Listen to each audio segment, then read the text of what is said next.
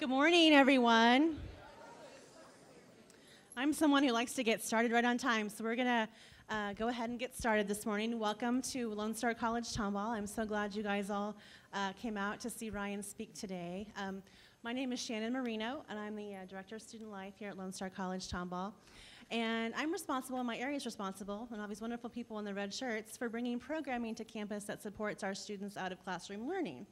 So we felt like Ryan's story and having him share his story with all of you would be really impactful for our students. So we contacted him, and they were gracious enough, and he's here today. And I know many of you here have followed him through 10 years of his odyssey to today. So without further ado, I'm going to introduce him, and we're going to get started. He is going to take questions at the end, but if you have a pressing question during the program, go ahead and raise your hand. That's okay with him. We're going to keep this very casual. And then, like I said, he'll be here afterwards to answer questions and take pictures if you want to, and things like that. So without further ado, Mr. Ryan Ferguson.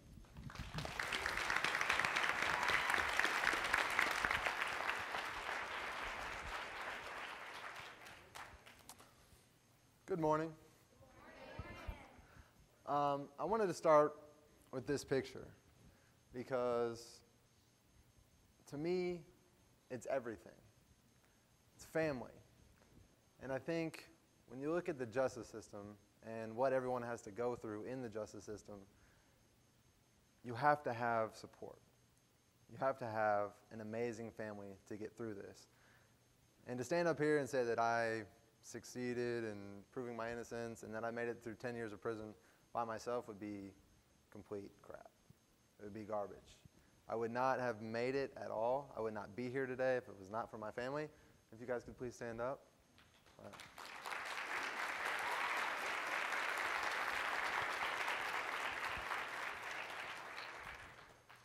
It is the question I get asked most. How'd you persevere? And without a doubt, it is because of family. So I just wanted to say thank you guys, and I love you, and I appreciate you, and that's it. So I didn't know exactly where to start.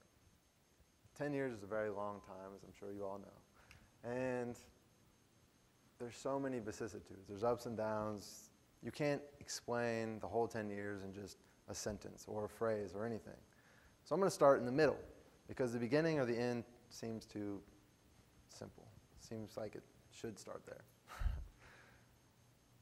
This is a quote from when I was sentenced. It was 19 months after I'd been arrested. It was after my trial. It was after I'd been convicted. And it was the day that I went to prison from jail. And it was the first time, it was really the only time that I had the opportunity to actually speak for myself.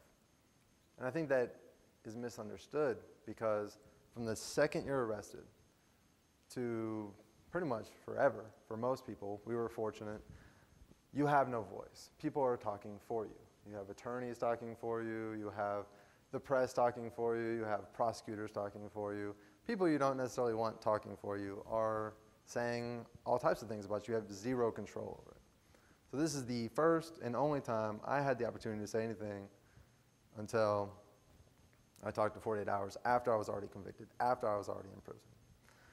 Say, I really just wanted to say, and this was in front of a judge. This is right before they gave me my sentence. I really just wanted to say that today is a sad day, because the justice system has failed not only my family and I, but also the Heitholts, the victims, and the community as well.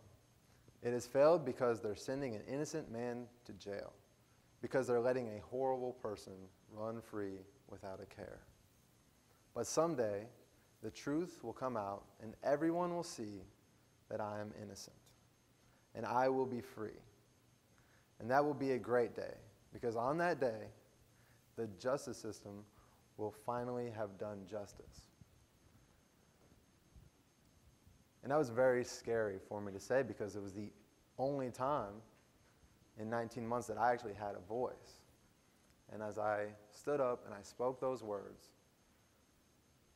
the judge didn't listen to a single one of them. And the prosecutor stared at me with this evil glare in his eyes. And you feel about this big. But I knew that the facts would come out. I knew I would prove my innocence. And it hurt so bad to stand there on that day and look at the judge. I'm reading these words. I'm fighting for my life. And she's just writing on her papers, doing other things. She doesn't care at all. Zero. And we'll see some of the biases of the judge a bit later. But I just wanted to start there because it's basically all the control that I had forever, and nobody cared. Nobody listened.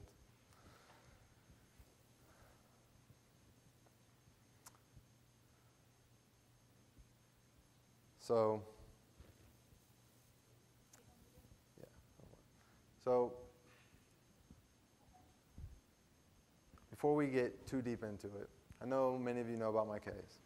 And I wanted to start with a short clip. Basically, it kind of puts the whole 10 years together really briefly. It's a commercial from Dateline. Thank you, Anthony Galloway from Dateline. Go ahead and start it. And this is just to kind of get us caught up to where we're at now. Coming up Friday on Dateline. It's a reversal that's stunning. We're there this week as Ryan Ferguson walks out of prison, a free man after nearly a decade. It's very strange. It's surreal. The story Dateline has followed for years. The young college student accused of a Halloween night murder he swore he didn't commit. I have nothing to do with this case. There were fingerprints, footprints, strands of hair, but none of it matched his. So scary that this can actually happen to someone. You've seen his fight. We've been dreaming about it for 9.5 years. Now, Ryan's first primetime interview since being exonerated. It was just pure relief. And the dramatic final chapter.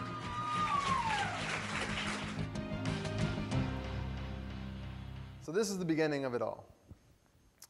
The very beginning. 2 years after this murder happened, this article came out. And a man by the name of Charles Erickson read this article, as many of you may know, and he thought that he might look like this composite.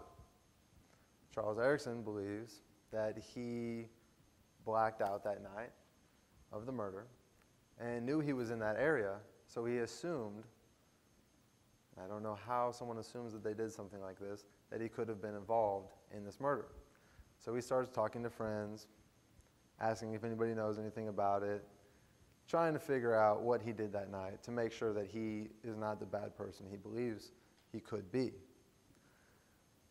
So because of that, the police get called, and obviously we're arrested.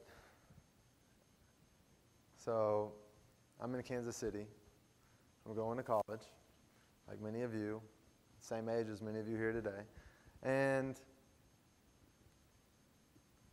I go home from school, and I'm getting stalked, basically, by a huge SUV. And I'm wondering why these people are following me. It's a very strange feeling to have somebody, just riding your tail. But it happens. There's a lot of road rage out there. I didn't think anything of it. So I turn off onto my street, and the guys pass. Turn off onto my street. And whenever I park, I look in my rearview mirror, and that same SUV is behind me. So I'm thinking I'm about to get jumped. I'm thinking something very bad is going to happen. And I was right about the very bad part. I just didn't get jumped.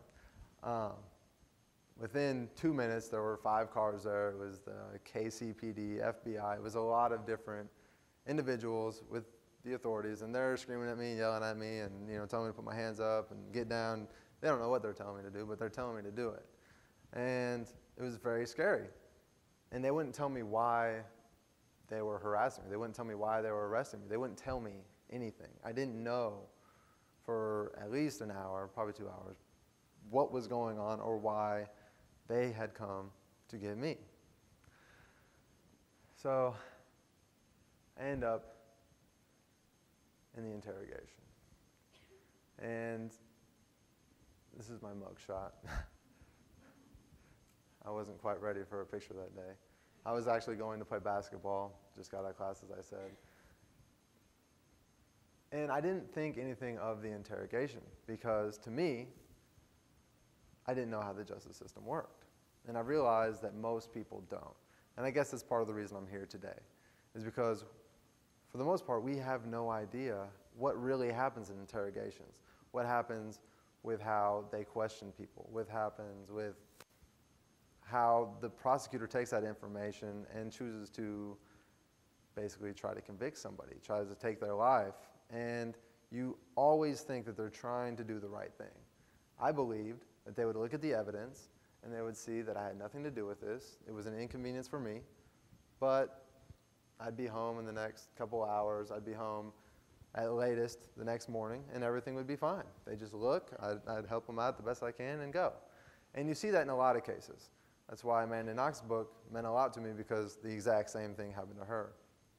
And a lot of cases beyond hers, so many people have ended up actually confessing the crimes they didn't commit. The actual innocence, well, I guess the Innocence Project, I should say, has proven actual innocence on over 300 cases. And of those, 25% people have confessed to crimes they didn't commit. I didn't do that. I don't know how people can. I know it happens. It's happened to a lot of people. So we're going to look briefly into interrogations, mine specifically, and we're going to get to Charles Erickson's a bit later.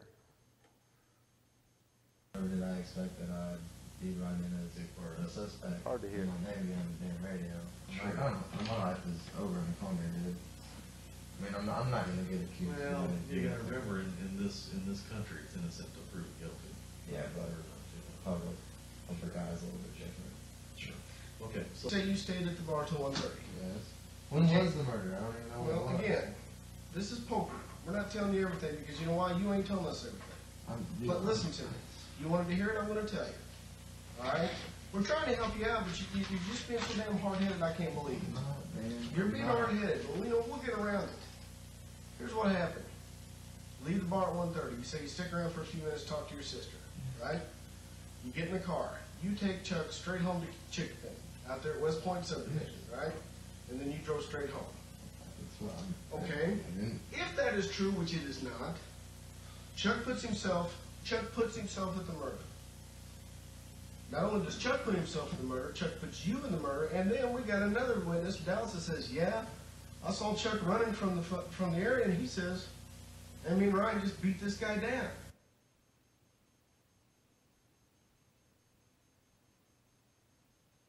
Guess when he said that? Supposedly when you're all driving home and everything's cool. That is wrong, dude. It don't fit. So Chuck was running, and I'm home, dude. I'm not with Chuck. That's what we're telling you. We don't believe. We don't believe that. There's no possible way. Man, I was there's not, no way you there's could have nothing taken I can say, man. There's no way you could have taken there. Chuck home and him make it back to do this all by himself. Who's out there? Why would he say this Dallas guy was involved since he says Dallas already admits he's down there? Dallas saw Dallas Chuck. He wasn't didn't there. see me, man.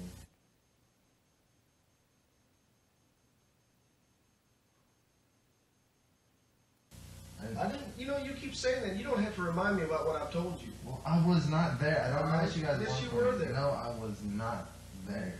I was not there. There's no possible way that you could have been driving him home and him be seen by Dallas at the same time. It can't happen. Unless he's got an identical twin that knows exactly what he's doing, it ain't happening. Well, there's 12 minutes there. Maybe Chuck killed somebody, came back to the club, and I drove him home to Dallas. You know what? I don't know, man. Murder happened after club closed. That's your problem. You've been hanging your head on them. I didn't see Chuck through the bar all night. Dude, I'm hanging my head on. I didn't do anything, man. God, are you serious? I did not do anything. What did you see? I did not see anything. Okay, but again, we know you left the club. We got that. Okay. I left the club. I went home. Did you get fingerprints from this? We do have fingerprints. Well, you never get on that. Don't admit. Sometimes when we do things we do things, I don't know why we do it as human beings, and I even do it too. I do things that hurt myself. I mean, I know where you're going with this, Yeah. man. I didn't do anything. I I'm heard you. innocent, and I'm not. Right. I can't do anything else than that. I'm not going to admit to something I didn't do to get the lesser sentence. If I go to jail for the rest of my life for something I didn't do, Right. so be it, man. I'm not going to admit to something I didn't do. Right. I just hope And I'm not, somebody comes up with who really did it. And, all I'm asking you to consider this. If in fact, this kind of situation is when, a lot of times you have, petty theft, that kind of stuff, that shit happens all the time. All the time. Sure. But sometimes things go horribly, horribly wrong. See, I know where you're going with this, man. And the thing about it is, if they're going to nail you with it, if they're going to pin this on you, you know, you might as well get it. If that's going to happen regardless, and it looks like they got all this stuff. But what if you still had the choice to tell your side of the story, and it wasn't exactly like whatever this other guy's name was? Why not? Look, I'm going to be straight up with you, man. I really don't appreciate you coming in here and doing this. Alright? I told them the truth. Alright? No matter what, that is the truth. That's what happened. Alright? I'm not hoping that anything changes. I'm hoping that they realize that I didn't have anything to do with this shit. I'm hoping that the evidence will prove that I didn't do it. They're not, though. They don't believe you. Well, I mean, that sucks, taking it to court. I mean, I have to go to trial, dude. I didn't do anything. And I'm not going to admit to doing something I didn't do. I can't do or say anything. More of that is basically what you're left with. That was actually after probably 6 to 8 hours of interrogation. And those questions that I had answered had been asked over and over and over and over and over and over and over and over again. And that's what they do. They keep asking you the same questions until they get the answer they want. And they will do it for 12 hours, they will do it for 24 hours, they'll do it for 36 hours, they'll do it however long they want. Because they know that you're not aware of what they're doing, you're not aware of their practices, you're not aware of the fact that they're legally allowed to lie to you, they're allowed to threaten you, they're allowed to do basically whatever they want. And that's how an interrogation works. I tried to tell them, look at the facts of this case. Fingerprints, obviously, test those. Talk to the people. They actually hadn't even spoke to Dallas at that point. And they're telling me that he saw me down there. It's incredible. They continue to lie to these people. And I don't know why my resolve was more than most. Or not more than most, I'm going to say 25%. So. But the ultimate reality is these practices do not work. If you have 25% of incarcerations coming from people who admitted to crimes they didn't do, something's wrong with that, right? It's not those people's fault. There's something wrong with that practice. And it's not, as Dr. Richard Leo said, it is not about getting to the facts. Once you're in an interrogation, it's about building a case against you. And any evidence to the contrary is either going to get lost, thrown out, or it's just going to get basically pushed under the rug. And that's basically how an interrogation works. You have the best interest going in there. You're trying to help the police. You think they're going to do the right thing. See what happens. So from there, I went to the county jail. Never in my life believed I would end up in the county jail for anything, let alone a murder. And the thing they don't tell you about a county jail is that it is a very difficult place to survive. There's county jail and there's prison.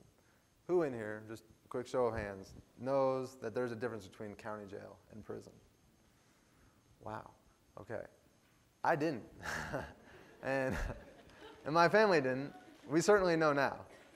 So in the county jail, you're innocent until proven guilty, right? County is where you sit until you have your trial, until you're convicted, and until you get sentenced to whatever your sentence is, and then sent to prison. So in the county jail, where you're innocent until proven guilty, they actually treat you far worse than prison will ever be. And just one quick example of how that is. In prison, we could go out pretty much every day or every other day for an hour. Even if you get in trouble and you go to ADSEG, the hole, which is basically jail for prison, you still get to go outside. Yeah, it's a fun place, let me tell you. You still get to go outside 3 hours a week. 3 hours. It's a cage, and you're like a dog, essentially, and they take you out there on a leash. But you still go outside 3 hours a week. In the county jail, my first year there. And I went outside every time we had the opportunity. Every time we had the opportunity to go to recreation, which is a little square box, I said, can we go outside, please, just for a few moments, anything. And generally it was denied. And I never missed it because I was in trouble. Nothing. I went outside every time they let us go outside for that first year. I went outside twice. 2 times. I mean, it's kind of hard to even fathom that. But if you walk to your car to get your phone, and then you realize you left a notebook out there, and you went and got that, and then you realize you left something else, a pen for class, you would have gone outside more times in that 10-minute span than I went outside in a whole entire year. 365 days.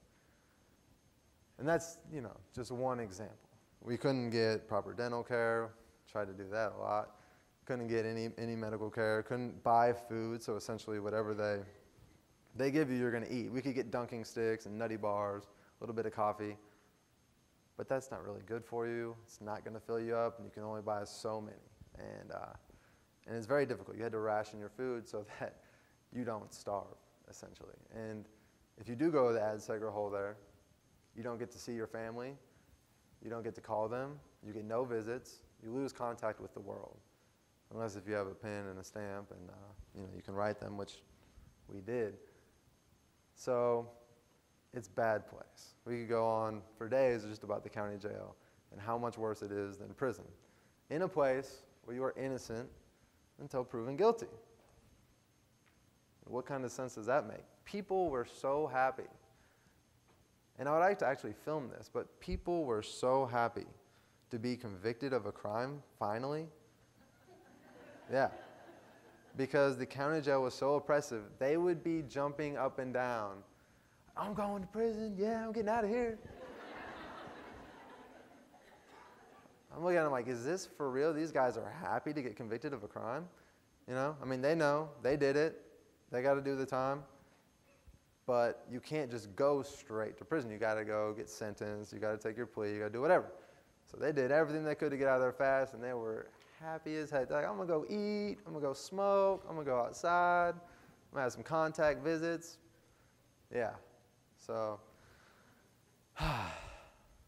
county jail. It's a heck of a place. And the reason that it is that way is because of funding, apparently. So,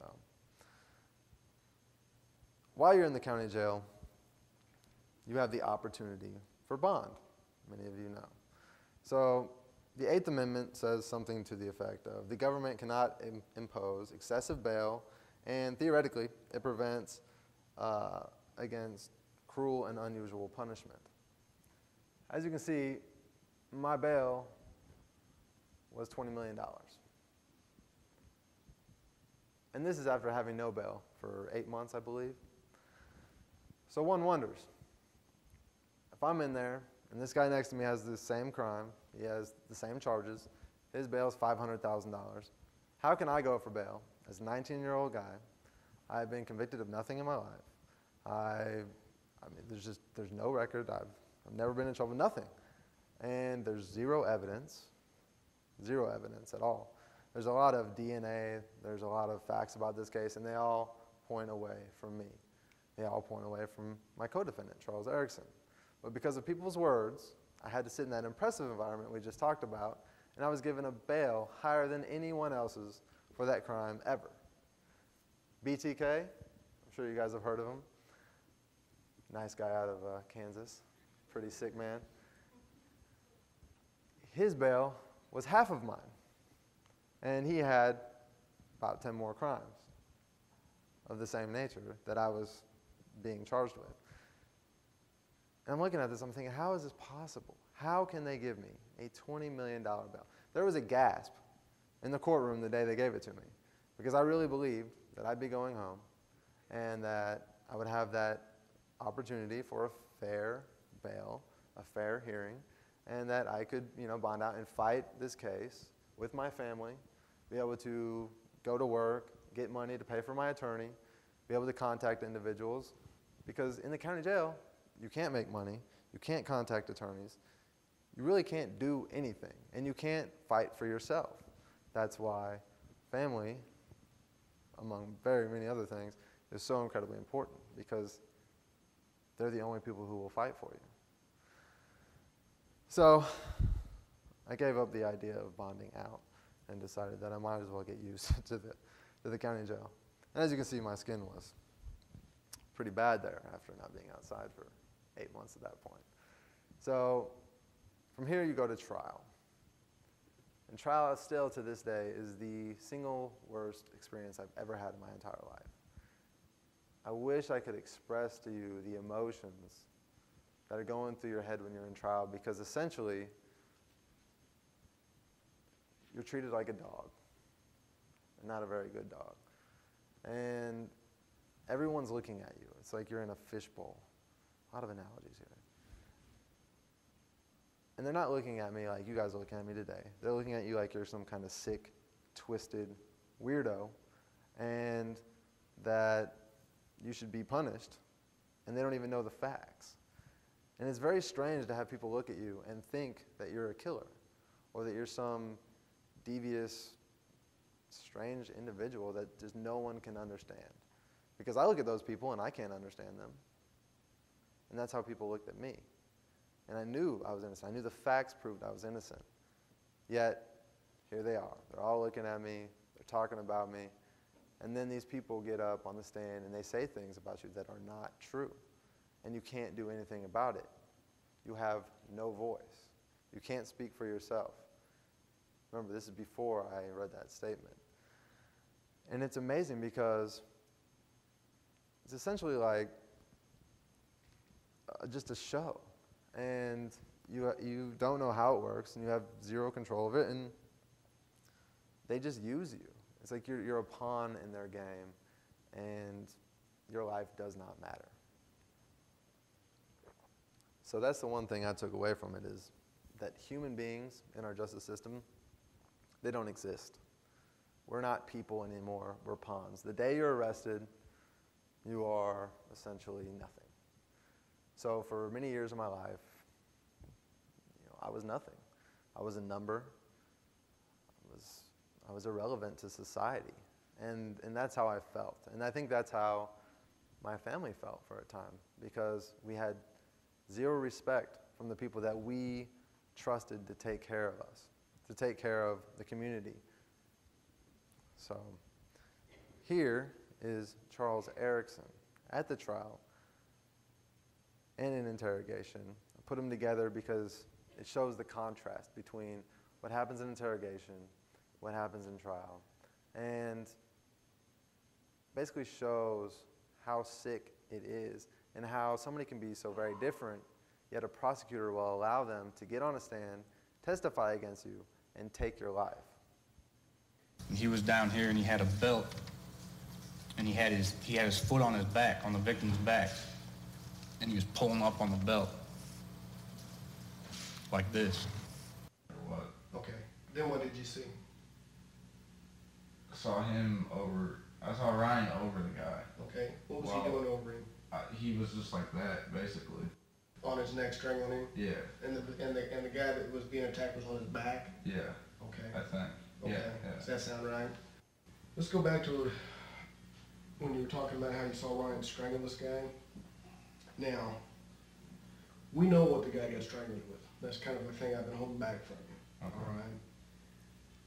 Is it possible that you know what he was strangled with and just didn't want to tell me? Because I know. No, like I think it was a shirt or something. Okay, well, I know it wasn't a shirt. It's like maybe a bungee cord or something from his car. I don't see why he'd have a rope in his car. Well, we know for a fact that his belt was ripped off of his pants and he was strangled with his belt. Really? Yeah. Do you see a belt in Ryan's hand? Something look like a rope maybe or a bungee cord? I don't know. Okay. You didn't put anything in your hand then? No. Okay. I mean, I don't remember that at all. Okay.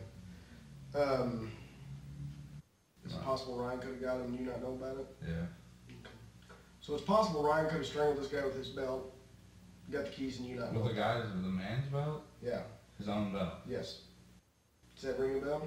Not at all. Like, I didn't. But you saw Ryan strangling him though? I thought, yeah. Yeah. Okay. All right. I mean, I might not even know what I'm talking about now. Well, I saw Ryan over the guy. okay. What was he doing over him? was just like that, basically. On his neck, strangling him? Yeah, hard. Well, we know for a fact that his belt was ripped off of his pants and he was strangled with his belt. Really? Yeah. Do you see a belt in Ryan's hand? Something looked like a rope maybe or a bungee cord? I don't know. Okay. You didn't put anything in your hand then? No. I mean, I don't remember that at all. So as you can see, things tend to change from the interrogation to trial. And apparently that is okay, no matter how big those changes are. We have highlighted just one of those changes. There are multiple others. And the thing I'd like to point out is we did write on these videos, and we did that to highlight what we feel is the most obvious thing to the public. We believe that you have to stick to the facts and to educate people about those facts, because clearly the justice system and those in charge of it don't care about the facts. So if you would like to look at the interrogations in their entirety, without any words, without anything cut out of them or anything, just pure, raw interrogations, those are on our website. We have other videos on YouTube. You can find them out there. You can look for yourself. We've never hidden anything. We've always wanted to get all the facts out there, and we put them out there basically in the way we feel like we can express it best and educate people best, and then we put it out there so people can look at the raw data and figure it out for themselves. And I encourage people to look at the raw data, the raw facts, the raw videos, all of that, because only until then, until you understand everything, can you see how bad this really is. And then when you look at it from this case to the next case, you can see, wow, that's very similar in how they operate. And it might be the same police department, it might be the same prosecutor, it might be one in the county over, or the state over, or even the country over. It happens everywhere. And that's what people need to be aware of, is that these practices do not work. They put a lot of good people, a lot of innocent people in prison. They don't give justice to the victim or their family, and they don't protect the public. That's a lot of bad things. And that affects every single one of us, and that can essentially destroy your life, or your brother's life, or your sister's life, your mother, father, child, whatever it is. Any one of us could be picked up today because you were at a gas station 2 days ago and something happened and they believe you did it, and a witness says, I saw this guy in the blue shirt right here. Yeah.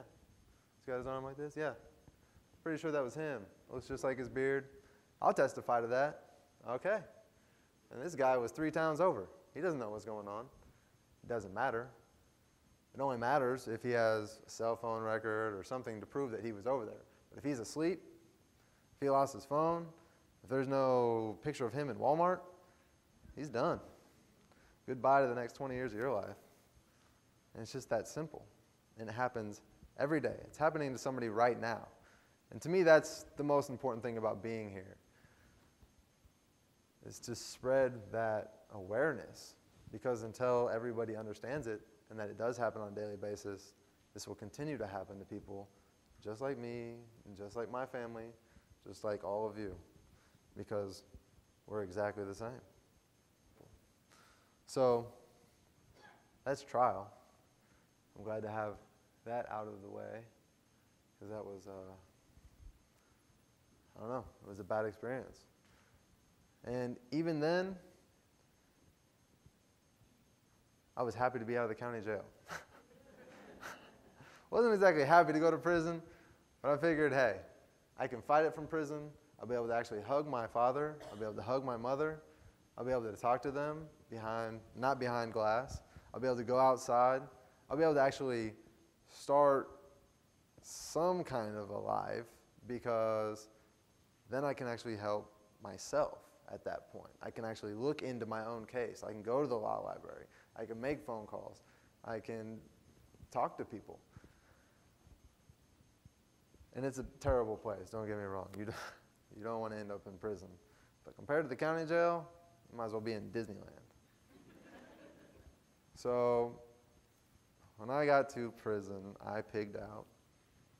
You know, I enjoyed my first night because I ate donuts and summer sausages, and it's pathetic.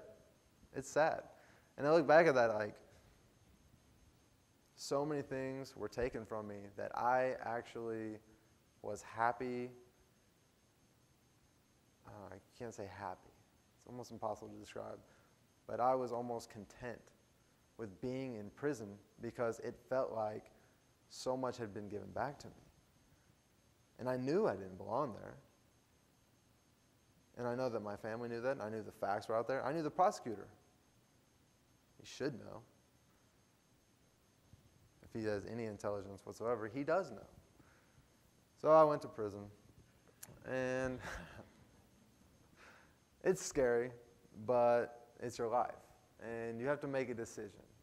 Am I going to be victimized, or am I going to stand up and fight for myself?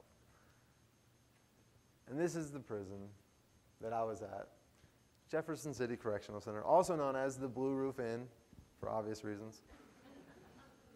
Yeah, so this is, obviously the aerial photo. This is where you'd have visits and things of that nature. Oh, wait, no, right here is where you had visits and things of that nature. And this is the rec center and the chow halls right here. So basically, I was in every single housing unit. I was in 8 house, 7 house, 6 house, 5 house, 4 house, and 3 house. I didn't go to 1 or 2. And the only reason I didn't go to 1 is because that's for older individuals, medical reasons. And 2 house was just, I don't know, I just never made it that way. But they move you around a lot. You can never get comfortable. You never know what's going to come next. And for me, I started in 3 house. It was affectionately known as the Thunderdome because it was the worst house on the camp, and that's where all the young, crazy guys went. And I was young. So if you're under 24, they put you with all the young guys. And the young guys generally don't care about anything. And they're willing to fight everybody and do drugs and stab everybody, do whatever. Because in prison, fighting at a high-level camp, 5, maximum security, generally not going to get out. They don't want to fight because it's a small community. So I fight this guy, say, and we're going to get out of the hole in 6 months, and we're going to see each other again. So what's going to happen? We're going to fight again. And then you get back out in 6 months, and then you see each other, and so on and so forth. And you got your buddies there, and they all fight each other. And so instead of fighting, they prefer to just stab somebody and be done with it. Yeah, so that's the reality I faced. So I tried to avoid any altercations, obviously. Whether I was fighting or whatever, I probably would have come out the loser, and that did happen. Not exactly huge. So I was in 3 house, and then I got put into 8 house. As you can see, it's smaller. And that is kind of like being back in the county jail. You have nothing. You're in a cold room. You can't see out your window. You don't even have a mirror. You can't see yourself. You can't get anything. And for 2 months, I talked to people that I hadn't even seen because my door, there was 4 doors, and my door faced a wall. And we could yell out the door and talk to each other, but we couldn't see each other. So if on occasion they went to the shower, which we got 3 a week, put on our leash, you know, and they would actually cover the door so we couldn't see each other. One time they didn't cover the doors, and I saw this guy. He was known by Philly, and Philly and I got along very well. So I saw Philly, and I was like, hey, what's up, man? I had to ask if it was him because I'd never seen him before, and we'd been talking for a month. So I liked Philly, and Philly and I started trading magazines back and forth, and we ended up having a really good group of guys down there who had never actually seen each other. And the way you pass a magazine in AdSeg, and I only talk about this because prison is a whole different world. And it is very bad, but there's also interesting things, such as Cadillacs. And these guys are very creative. There's so many smart people in prison, it's very strange. You'd think everybody would be, you think they'd be stupid or slow or whatever. I mean, I guess I had that, it's just what I assumed. I mean, these guys don't care about life, obviously. They ended up in prison. It's not the case. These are guys that, for the most part, were okay people. They did something stupid. They did something bad. And they ended up in prison. They're still human beings. And I was able to see that after a while. But Cadillacs, basically you take an object that's flat and heavy, you tie a string to it, and you shoot it under your door. And somebody else does the same thing, and they pull your string in, and you attach a magazine to it, or food, or whatever it might be, and then they throw it back out, and you pull it in. So they call it fishing. They call it Cadillacing. I don't know why Cadillacing, but fishing is more appropriate to me. And I actually really enjoyed the Cadillacing thing because it was like a game. You could get new things. Be like, I got a new magazine. Like, oh, hey, I got a bag of coffee. And the COs would be chasing these Cadillacs down the walk, like, get it back here. And they can't open your door unless they have a few of them. So once you get it in the door, they try to stomp on it, and you just bring it in. You're like, ha, I'm going to drink that coffee before you can come in here and get it. So I had fun with that, to say the least. You have to make your own fun. Because really, when you're stuck in a cell by yourself, and it's freezing, and you're starving, and you can't even read a book, you got to do unique things, and that's just life. But to me, you could always try to learn something. You could always try to grow. You could try to learn the capitals. One day I just sat there and I figured out the alphabet backwards because I didn't have anything else, and I was like, I'm going crazy here. I can't even remember what it was like to be free. So I'm just gonna. It's the only thing I knew was the alphabet, basically. So I'm going to say it backwards, just in case if a cop ever pulls me over and thinks I'm drinking and driving. So that was jail. And I'd like to point out here, this is the rec yard here. They have handball courts here, 2 basketball courts, a volleyball thing, and that's 4 house. I was in there for like 2 months. And then that's the softball field, chow halls. And this walk right here, I used to walk down this walk every day for years. I remember a few times I'd be walking from this chow hall back to my house, which is right over here, and I could see people running out of the chow hall covered in blood because they'd been stabbed, and that's basically where it would happen, either on the yard or at the chow hall. And it was crazy because you'd just be walking back and talking to somebody, going to your housing unit, and then everybody would be turning around and some guy would come out and he's like, he's covered in blood, and it's just strange. It's not something you see in real life. It's I don't know, it's daunting, to say the least. So this is the inside of the prison. They have 4 wings. And this is just me on a visit. It's kind of what the visit room looks like. See the CO back there. She looks really happy. And I really wanted to show the wing because most people don't know what it's like in there. Are there bars? Is there whatever? It's very sterile. And this is with all the doors open, as you can see right here. That's like a cell. And the doors open. And these doors, they have to pop them from the bubble. And the bubble is a central command center, essentially, where if you want to get out, you put something in the door, you have somebody say your cell number, and they hit a button and it opens. You close it yourself. So you wait for all the doors to open, and when they do, it's just like everybody walks out, and then you get to go to chow hall, or you get to go to rec, or you get to go try to use one of the 4 phones, which I know you guys can see them, but here, 4 phones for 74 people in each wing. And you can imagine that would be an experience. There's certain people who believe they own the phones. There's certain people who believe you should pay for the phones, or you should have to fight for the phones, or do worse things for the phones, which I didn't agree with any of those. So phones were a very interesting experience for me because I have to communicate with my family, and I'm going to use the phone. And that's basically what it comes down to. And you have to have that mentality in prison. And you're going to do whatever you got to do to use the phone.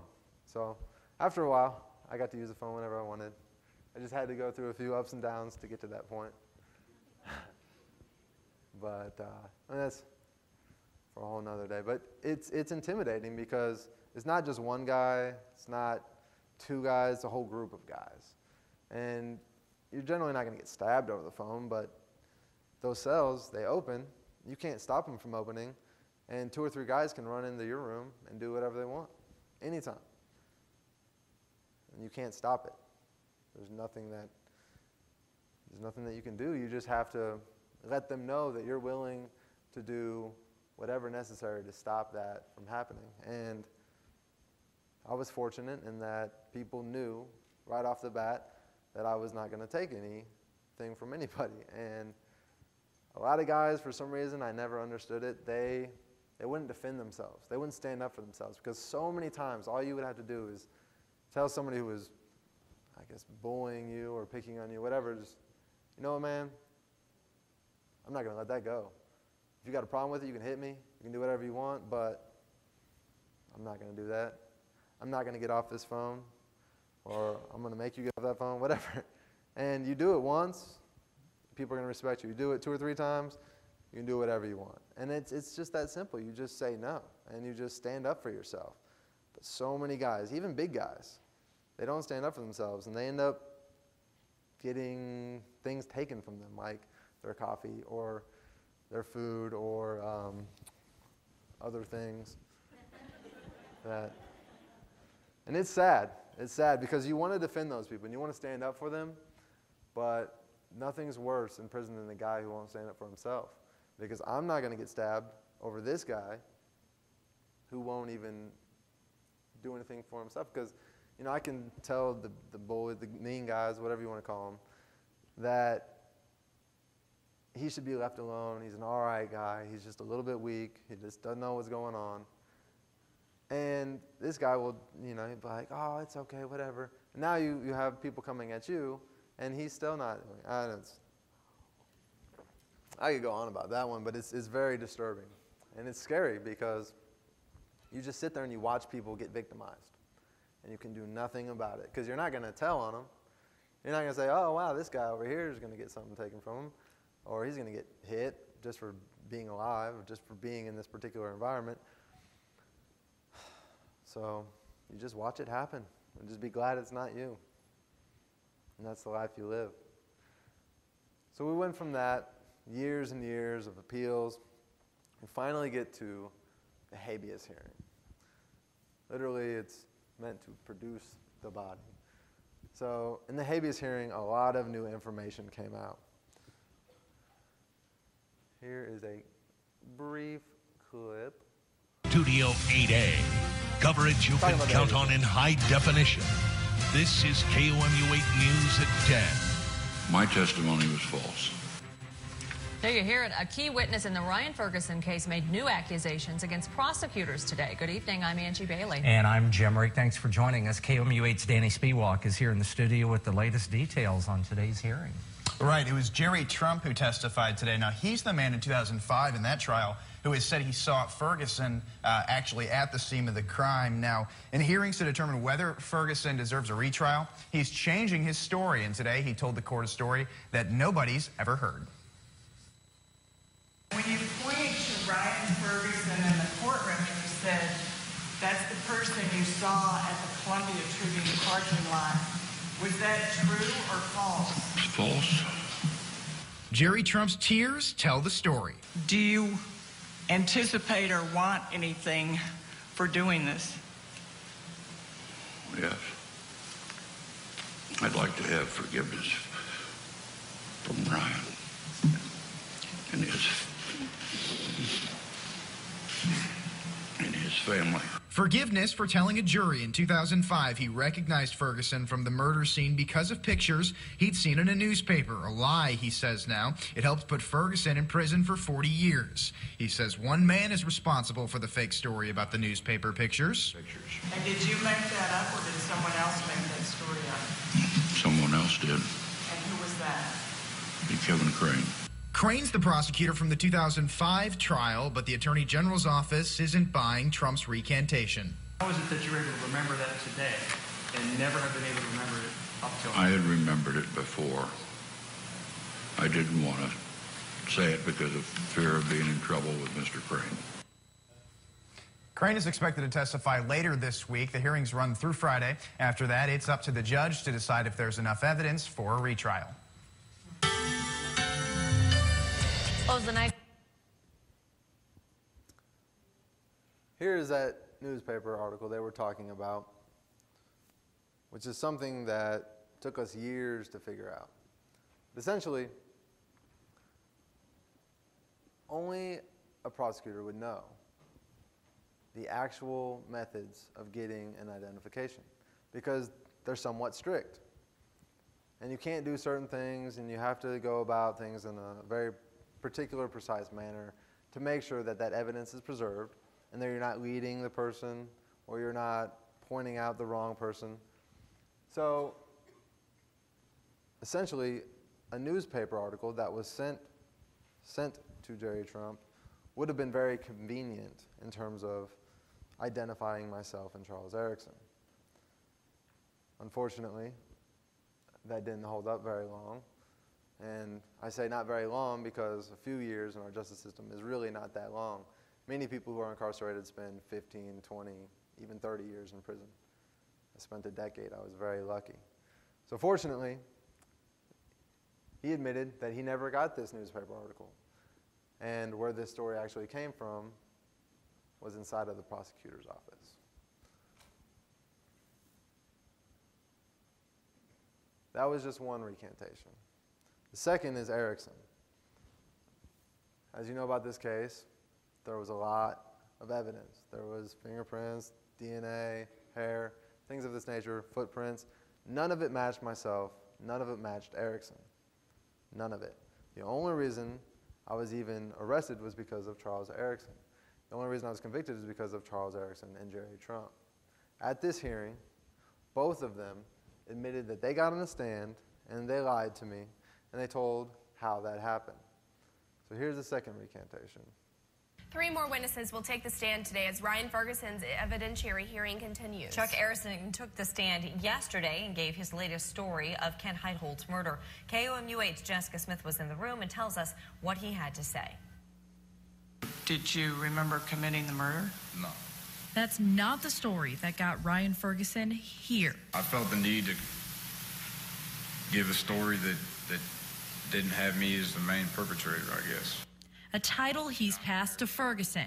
In shackles he's worn since 2004, Erickson now admits. I lied and said I remember things I didn't remember and said he did stuff that I don't remember him doing or me doing.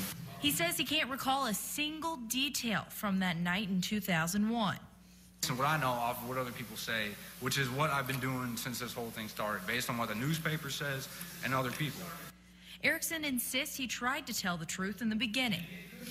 I said, look, man, I do not remember. I don't know. And they started telling me, well, we're going to put your head on a chopping block, which to me basically tells me I'm going to be executed. So he built a confession based on fear. Because I was thinking about myself. Of first-degree murder and of the memories he couldn't form. And I wasn't thinking about him rotting in the cell for something I didn't remember and we might not have done. To save your rear end. Hold on a second. Prosecutors question Erickson's credibility, destroyed by almost a decade of deception. I had to lie. And I had to lie to everybody from the beginning, which is what I did. But Erickson says a new kind of fear changed everything. I don't want to die, knowing that I did the wrong thing. Jessica Smith, KOMU8 News, Cole County. I'm very fortunate because a lot of people have been convicted on the testimony of others. And those other people never come forward. I'd say in most cases, probably 98% of them, those witnesses will never come forward and admit that they lied. I don't know why these people chose to do it. I don't know how I got that lucky, even though I'd already lost, at this point, 8 years of my life. I was very unlucky to begin with. But they did. And at this point, there was zero evidence against me. There was zero testimony against me. There was nothing. After this hearing, I was sitting in prison with nothing against me. Yet I had to wait for a judge to rule on that new evidence that had come forward and the world had learned about. So I waited and I waited, and you never know how long it's going to take. And that's part of the appeals process. They can take a month, they can take 6 months, they can take a year. And they're not going to tell you when, they're not going to tell you how, they're just going to do it one day. So my family and I waited together, and it was very scary, but we felt very good. And we'll get to the outcome of that in just a moment. So you can wait with me as I had to wait over that very long course of time, believing that I would get my life back very soon. Here is Prosecutor Kevin Crane. He is, in my opinion, one of the main reasons that I lost my life. As you can see, what happened in the interrogations, how they changed, I think that someone is responsible for that. And here is a video talking about some of the things that Kevin Crane did. And it's important to note some of the things because there are a lot of Brady violations, which essentially they are saying that evidence was withheld from the defendant. And a lot of cases that are getting overturned these days are because of Brady violations. You cannot properly defend yourself if you don't have all the evidence. How can you present evidence to the contrary if it's given to the police, it's given to the prosecutors, and then it stops there? It's never passed on to you. You cannot defend yourself. And because of that, they've come up with Brady violations. And that's how people actually end up proving that they got a wrong trial and get exonerated. If I can get this to work, we're going to look at some of Kevin Crane's. But essentially what must be noted is we're going to be talking about a hair in this first clip. And the hair in the hand of Heitholt, the victim, was blonde.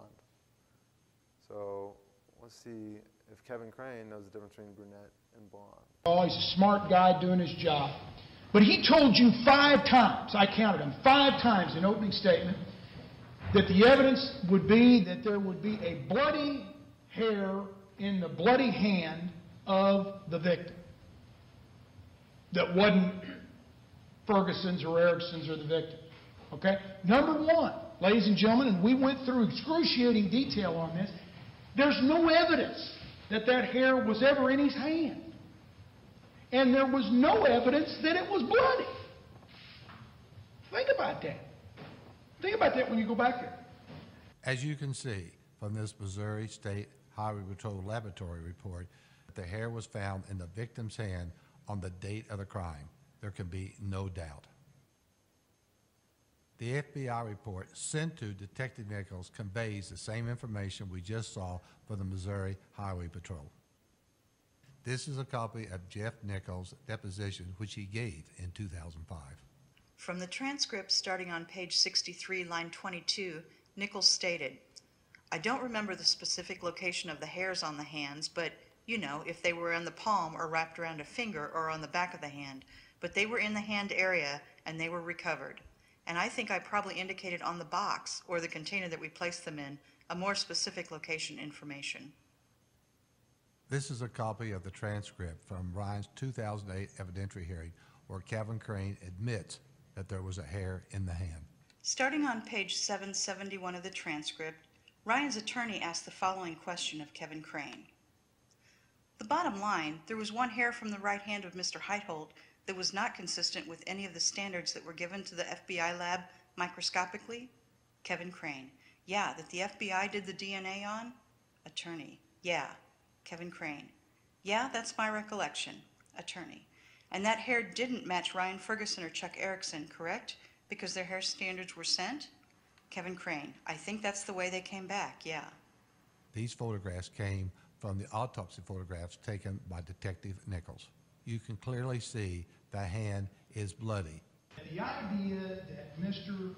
Rogers is trying to imply is that I'm crooked and that I have deliberately withheld evidence from the defense. I certainly do not think it's appropriate to be crucified as some kind of obstructionist subversive on this information.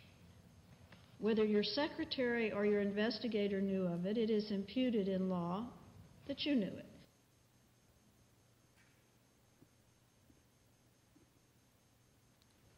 We discussed the Brady violations. We're going to go into those more in this particular part of the video clip. there were multiple Brady violations. So we'll talk about them after the clip, but there's more than even we have here. They're on the website. Hopefully everybody can see them at some point. Name for us, please. William Hawes. All right. And how are you presently employed? I'm retired. And where did you work before retiring? Boone County Prosecutor's Office as an investigator. Did you work on your own, or did you take orders from prosecutors, or both? Basically, we're guided. You also talked about writing reports. You've been in this game a long time, right? I have. And you know the purpose of writing reports. That's right. You want to preserve or memorialize things, is that correct? That's correct. So you can testify to things at proceedings such as this. That's right. And you write down a lot. It's not like you just pick and choose the super highlights, but you write down pretty much everything you do in an investigation of this magnitude, correct? You always try to. All right. Do you have a report on your phone call with Jerry Trump? No, I don't. Didn't write that one down, did you? No, when I was told there was no report, I was surprised. Exactly did he say when he started to give you this information that he thought he could possibly identify the two people? What were the words he used? I saw their pictures in the newspaper and I recognized them. Do you know even if that prison allows articles to come in? I really don't. Because you know there are restrictions on the types of things that can be sent into a prison. There are. Where did he get the article? He said his wife sent it to him. When you went and talked to her, what did she say? She said she didn't recall sending it to him. You never talked to her, did you? I talked to her on the phone. When was that?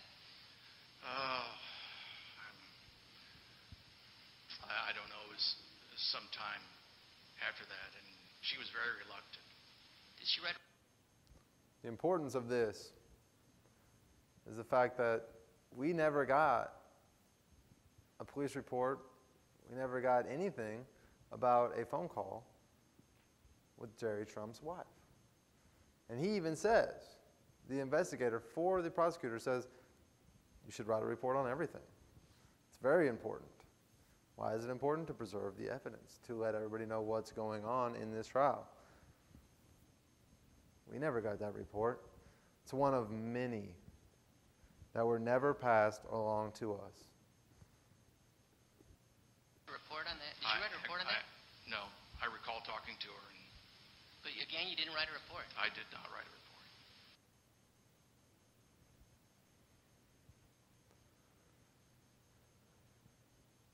Could you please state your name? Kimberly Lee Bennett. What time did you say the bar started to close? It started to close around 1 a.m. Okay. Kim, are you 100% sure that you saw Ryan Ferguson leave the bar, get into his car, and drive away in the early morning hours of November 1st, 2001? 100%. Were you ever questioned about the matters I've been talking to you about today? Yes. And were you questioned by law enforcement? Yes. 2 officers came to my house and questioned Amanda and I, asking us if we knew anything, and, we told them that we were there that night and that we, exactly what's in my affidavit. Okay.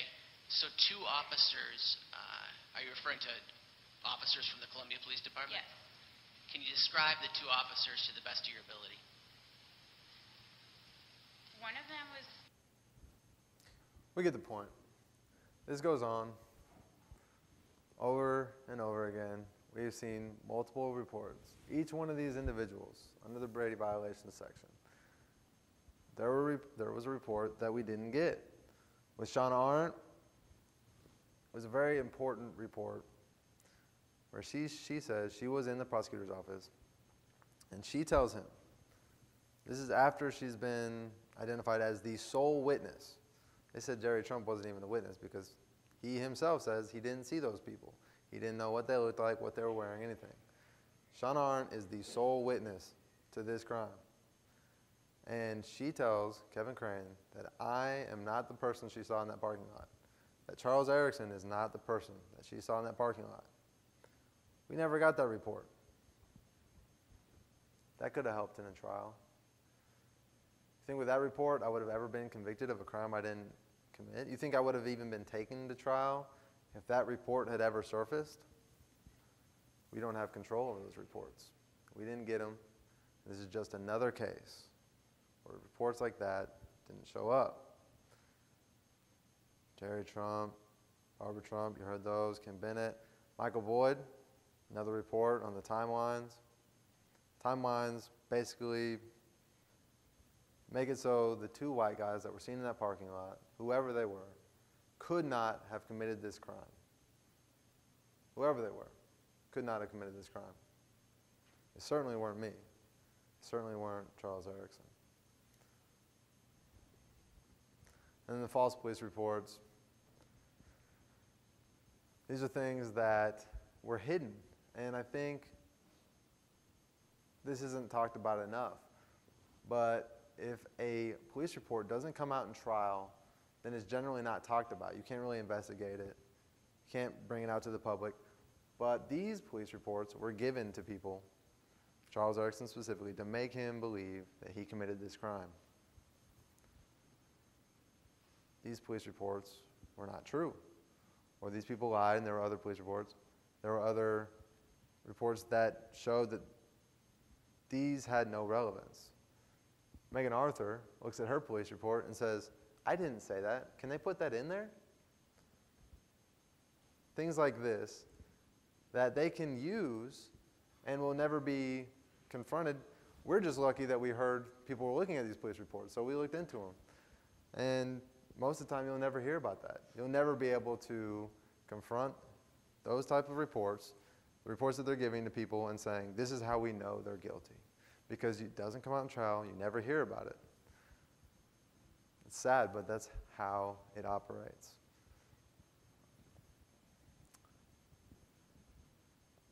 So while we were waiting for all that you just heard, we're waiting for the judge to rule on this case, on the habeas hearing.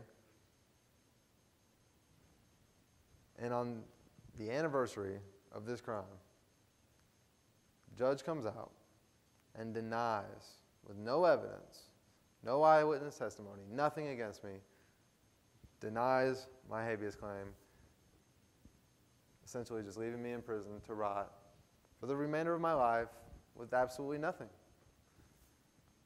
Nothing. I mean, how can everything come out? All the evidence they used to convict you is gone. All the testimony proves that somebody else did it. All the facts prove that somebody else did it. And they just deny it. What else can I do? What else can my family do? Apparently, you get support. And thanks to many people here, that's what changed things. Because once he denied my freedom, with all the evidence that we had, things changed. And we started getting a massive amount of support. Facebook, started getting different interviews, started meeting with a lot of different people, started learning a lot. And this is kind of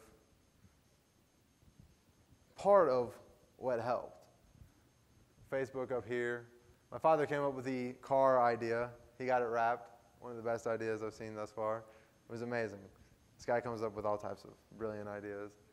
And we were lucky to have change.org get on board with us. And we spoke to those individuals, and our petition grew. I think we ended up with over 250,000. And Andrew Jenks, he came and we met, and they're going to make a documentary. It should be coming out later this year. It's going to highlight more of the personal aspect of what was going on. But knowing him and meeting him, developing a friendship with this guy, he's a really good person, and he was able to expose a lot of what was going on. And obviously, the 48 hours and the Dateline and things like that, which we've been doing for years and we thought had exposed the truth way before this, they continue to essentially just highlight the facts because they're a non-biased entity. They're just putting out in front of people the simple facts. They don't necessarily care about myself. They don't care about the prosecutor. You know, this is an organization that is completely independent. And people ask, how'd you get on Dateline? How'd you get on 48 Hours? And did you pay them? No, you can't do that, even if you had money, which we don't. And did you ask them? No. They come and essentially say, look, we're going to do a story about you on this case. Do you want to talk? Because we're going to do it one way or the other. You have the opportunity to get your voice out, or you don't have to, and that's it, pure and simple. That's 48 hours, that's Dateline, that's Nightline, and that's how it works. I wanted to speak for myself. My family wanted to speak for themselves. We wanted to get the story out. So, you know, we knew the facts were behind us, and it worked out in our favor because we continued to expose those facts to the world. So, at this point, I'm wondering,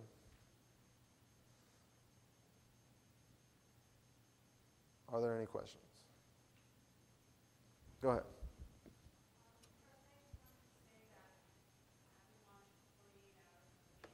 Yes.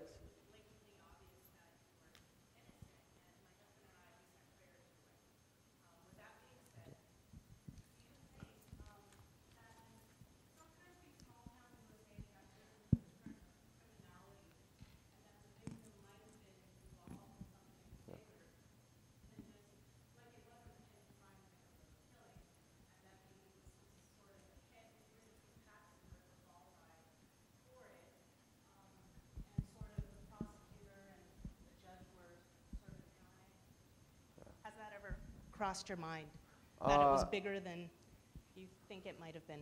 Absolutely, it's a possibility. At the beginning, we thought maybe that was it was something that had to be investigated because you can't look at a case like this or any case and not look into everything. But based on the facts, based on the way that this crime happened, the timing, the murder weapon, the people who were around, it shows that it was quite simple. Looking at the facts, it's pretty obvious who committed this crime. It was more of a workplace feud, more than likely. Hopefully we'll be able to prove that one of these days if we have any cooperation from the Columbia Police Department or any entity. However, it brings up another issue is, are they going to prove themselves wrong?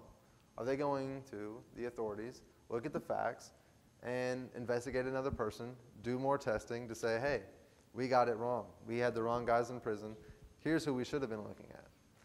So yeah, it was a possibility, and it does happen in some cases, I believe, but just not in this case.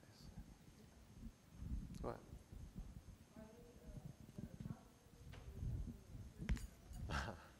I wish. I mean, how do you compensate somebody? Oh, yeah. Okay. My question was, are they going to compensate him for the time that he was in prison? Yeah. And in certain states, they do compensate you $30,000, $50,000 a year, whatever it might be. But the reality is that they're not going to be able to give you 10 years of your life back. And in Missouri, unless if you're exonerated based on DNA evidence, they give you absolutely nothing. So I got out of prison, and the state essentially just threw me out there. If you get out on parole, you'd have more help integrating back into society than anybody in my situation would have. You get absolutely nothing. Thanks to my family, I can survive. I'm going to go back here really quick. I teach government here, and so I was actually wondering if you had any policy recommendations, like what you think could be the best change that could be made at a policy level to prevent something like this happening again. I love that. Great question. Thank you. The number one thing that I believe has to change is accountability for police and prosecutors for withholding evidence, for lying to suspects.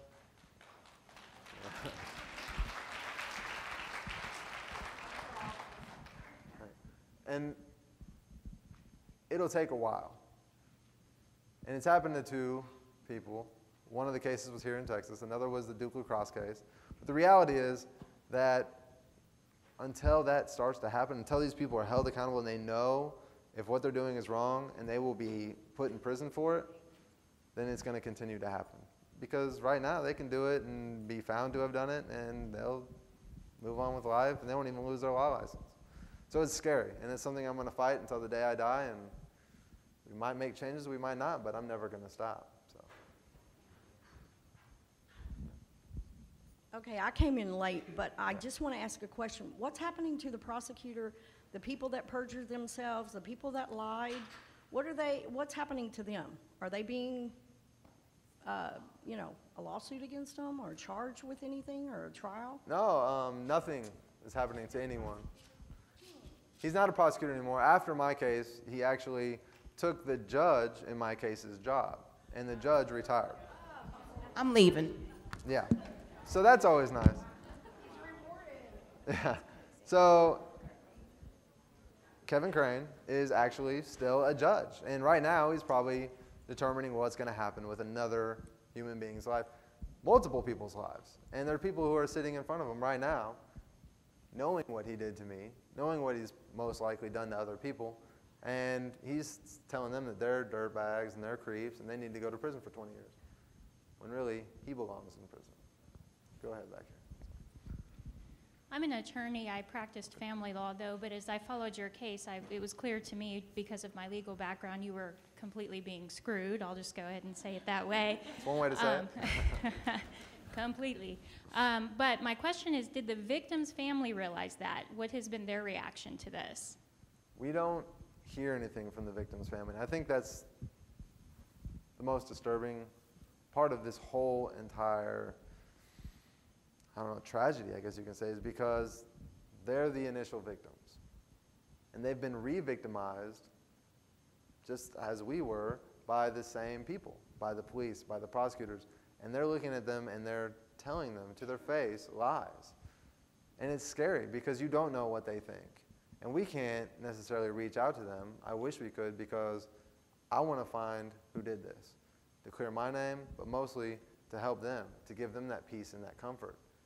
And until that happens, we'll never be done investigating this case. We'll never be done looking into this case. And it's like that with most cases, because Columbia Police Department, they said in a statement a couple weeks ago, and I'm paraphrasing, is essentially that we made arrests on this case. Essentially, it doesn't matter what happens now. We did our job. So are they going to continue to do the right thing? Probably not. It'd be nice if they did. It'd be nice if a higher authority took a look at it, and while they're doing that, took a look at the Columbia Police Department. And it needs to happen in all the cases like this, because until then, it's just going to be bad. We got one right up here in the front, actually, if we could. Yeah, it was kind of on what she was saying, because I'm so interested in what's going on with Ken Heithold's family. I mean, they were truly victims of the crime, and I mean, of course, you and your family were as well. But but the deal is that now what, he doesn't matter. His death doesn't matter, and the prosecutor's office, now he's a judge, so I'm sure he's not really pushing for them to go further investigate this. But I mean, where's the disconnect, and how can that change, and what kinds of things? I mean, can you have any influence on them? I mean, is it public outcry that would open up that investigation again? Because if I was Kent's family, I mean, yeah, I would be happy that you were freed because you were innocent, but I'd be heartbroken that my loved one's life matters nothing to this entire justice system. So I just wanted, she had already kind of brought it up, but to me, I just was wondering, do you know if they're going to do anything? Reopen anything? It's scary, and we are looking into ways to reopen it and have somebody that's actually non-biased, that will actually look at the facts, reinvestigate it, do the right thing, and not feel like they'd be stepping on the toes of the Columbia Police Department, of the Boone County Prosecutor's Office. So it is going to happen. It's going to happen. And it's just that simple. I don't know how we're going to do it, and I believe it is the public. We have a voice. We can speak up. And I'm going to talk about that again in a minute, but the reality is that if we want change, we got to do it ourselves, because they're not going to do it for us.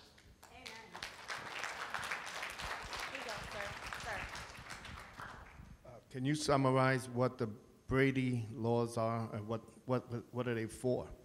Brady essentially says, Brady is a guy's name. And whenever a case is ruled on, for the very first time, it sets a precedent. Which, I'm not an attorney, I'm maybe explaining this kind of, I'm hacking it. I have an attorney back here. But essentially what it is a man Brady, they withheld all types of evidence from him, and it was evidence that is pertinent to the case, which means it would have essentially made the jury rule differently had they known about it. So if that type of evidence comes forward, it comes to light, then, and it was withheld from you in trial, then you can file a Brady claim. And if the judge says that yes, it is pertinent, yes, it is factual, then they will overturn your conviction based on the evidence they withheld from you. So that's basically it. It's just saying you were denied your constitutional rights because we didn't give you evidence that helped prove your innocence. And then if they want to retry you, they can.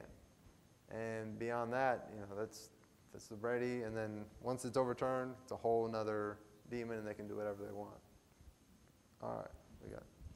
Yeah, I have also followed you from the beginning. I have family that lives 10 miles from you that has watched it the whole way. So I'm so honored to be here and get to hear you and to see your attitude and your outlook. But besides all that, I was wondering, what is your legal recourse? I mean, can you go after any of them for what they've done to you? We're looking into that. That's a touchy subject, but the ultimate reality is that people need to be held accountable. There is the ultimate victim, the initial victim, their family. The community has been victimized. My family has been victimized. Obviously, I lost 10 years of my life. They lost it with me. Somebody did this. It didn't happen by mistake. Yeah. It's funny, when I got out, they said, run for mayor. So, yeah. It needs to happen. There will be accountability, and we will find who did this. I mean, that's our number one and number two goals, and they're both number one. It's a slow process, and we're learning, and we're going to do everything we can to make a change.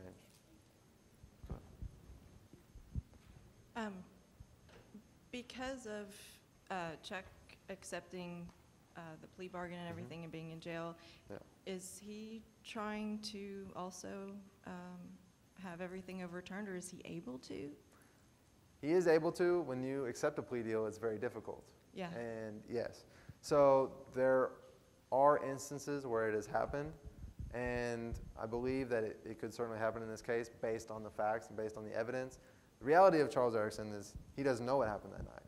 I took him home and he went to sleep, and he actually thinks he blacked out. So you can see in his interrogations, he's telling him, I don't know what happened. And then it evolves, and you get to see what happened in the trial. So he's back to actually looking at the facts, the real facts, and understands there's no way he could have done this.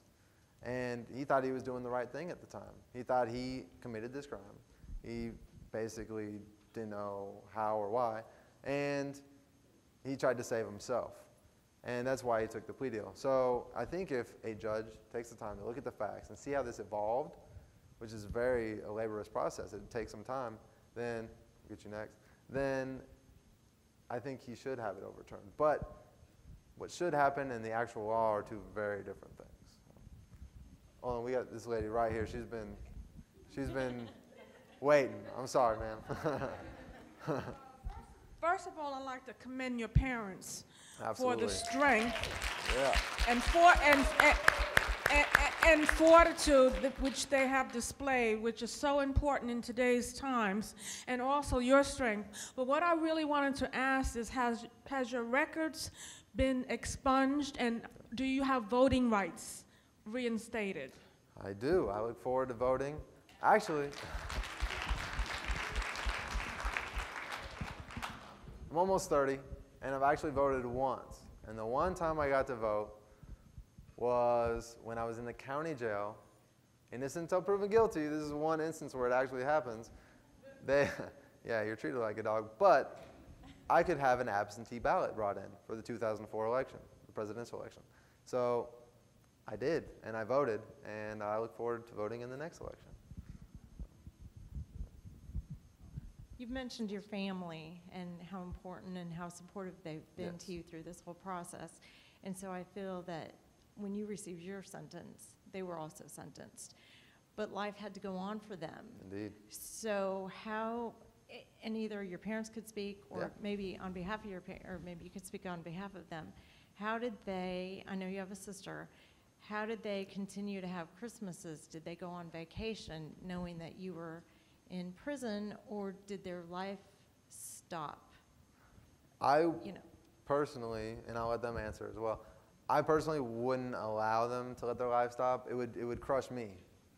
And the thing that always got me, being in prison, which I think we all know, is fear of the unknown is probably more troubling than actual reality. We stress more about the future or things we don't know or things that might happen than we do when we're actually in that situation. So for me, I knew what I had to deal with on a daily basis. I knew what I had to wake up to and who I had to deal with and how I had to deal with it. But they never knew that. They never were in that environment. They've never seen those people, those things. So they actually had to deal with more in many instances than I ever had to. And that's all I'll say about that. I'll let them answer. Go ahead. Either one? Both? Well, Ryan always encouraged us to travel and do whatever. And his sister, our daughter, fortunately for us, works for United Airlines. And so some of you already know where we're going with this. We get free tickets, fly anywhere you want in the United States and spend a small nominal amount if you want to fly overseas. So I remember one morning I woke up at 3 o'clock in the morning and I drove over to Kansas City. I jumped on a plane and flew to Hawaii, spent the night in a cheap hotel, and flew back the next day. And Ryan says, that's what I want you to do. And be tough to do. Send me a picture, though. Without him. Send me some pictures. That's all. Now send pictures. Yeah. It'd be tough to do without his endorsement. Just couldn't do it. But he insisted. So I thought, all right, we did it. So we did a lot of traveling. So.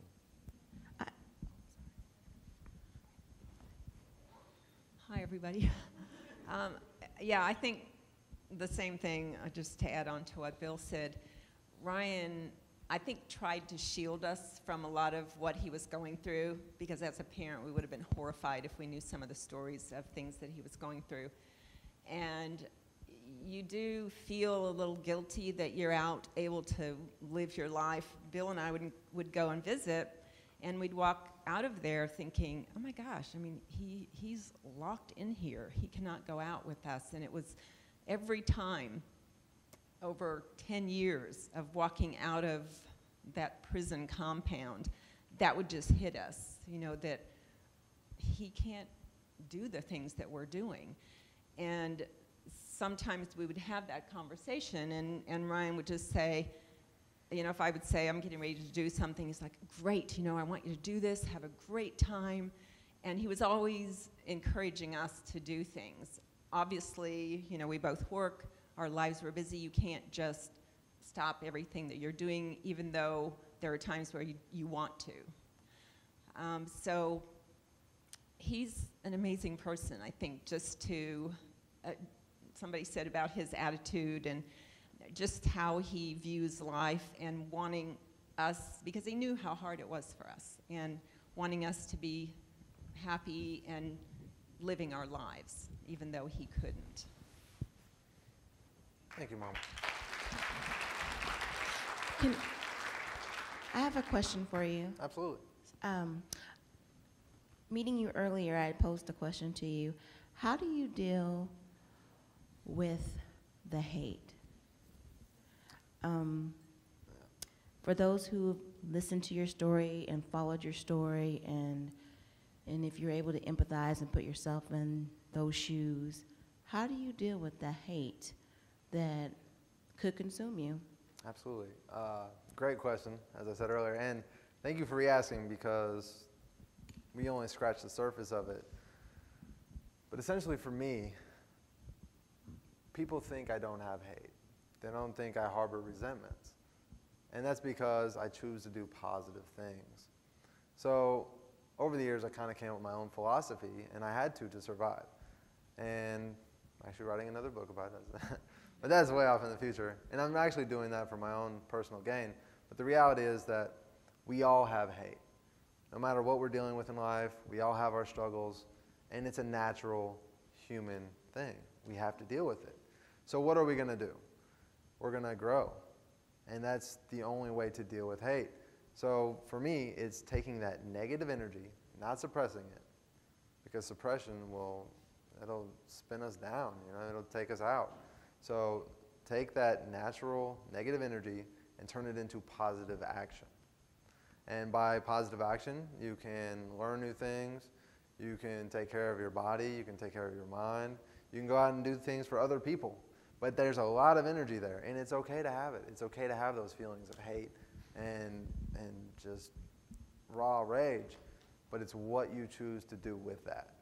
So that's my message to everyone, and including my family, who we've talked about these same things so many times, is that you just accept who you are, you accept what you are, and you try to spin it. You try to make the best out of your circumstances, make the best out of what life offers you, and always do good. And that's basically as simple as it is. Thank you. Yeah. There's a lady back here. Somebody, I think, yeah, both of them, either way. All right. First off, I just want to commend you on taking this horrific experience and turning it into something positive. I can't even imagine. What I want to ask, though, are there organizations out there that are trying to do what you're doing and educate the public on these occurrences so that we're aware of them and we can take those into consideration? And secondly, this new prosecutor, where can we find his name so people could write him about pursuing other suspects? I wish there were a new prosecutor pursuing it. There's not. So we're actually going to start a petition sometime in the near future to have a prosecutor, have another organization look into it, because it's the justice we all deserve. Everybody, everyone here, the community, our families, everyone. So, yeah, what's that? Yeah, absolutely. My mother was. Let's go. The problem, one of the big problems is that the prosecutor who handled this case, who's now a judge, will never admit that he was wrong. He will never admit that he hid evidence, even though everything shows that he did. The evidence shows that. And so in their minds, in this county, they would still say, well, Ryan, we know we arrested the right people, and now they've still got Chuck. And until Chuck gets out, that's one of the really important reasons to try to fight to free him, because until he is free, they don't consider this case open, and they're not going to be looking for the real murderer, because in their minds, they have somebody who's already paying for this murder. We wish that the family, would jump on board, and because if the family demands justice and demands that they reopen the case, then I think that would be the one thing that would really make a difference. But like we said, we don't really know what the family feels at this stage. So I just wanted to reiterate the fact that really they're not going to look into it at this stage, because in their minds, this case was solved. No, it was closed. No. Yes. We got 2 more questions, and I got a little more for you guys. I have a little 2-part question. One, you said you were a college student. Yes, ma'am. When this happened, where do you stand on your college education now? And the other part of the question is, I wondered who the beautiful little young lady is that hasn't been introduced that's up there with your family. I just consider her family. This is my girlfriend, Micah. You guys.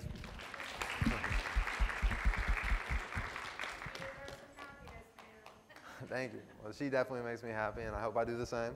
But no, we take care of each other, and we look out for each other. And as far as I'm concerned, she's family. I mean, I wouldn't be here without her support as well, and everything that she's done, which the whole media campaign, everything, really, this is the woman who took care of most of it. So it's pretty amazing. And if you need to hire her, no, I'm joking. And I'm sorry. Oh, the college, yes. I'm a little behind on my education. The good thing is, the good thing is I had a lot of time to read in prison and study the things I wanted to. And it wasn't a great education by any means. Hopefully it's helped my vocabulary, helped my speaking to some degree. But I read everything that I could get my hands on.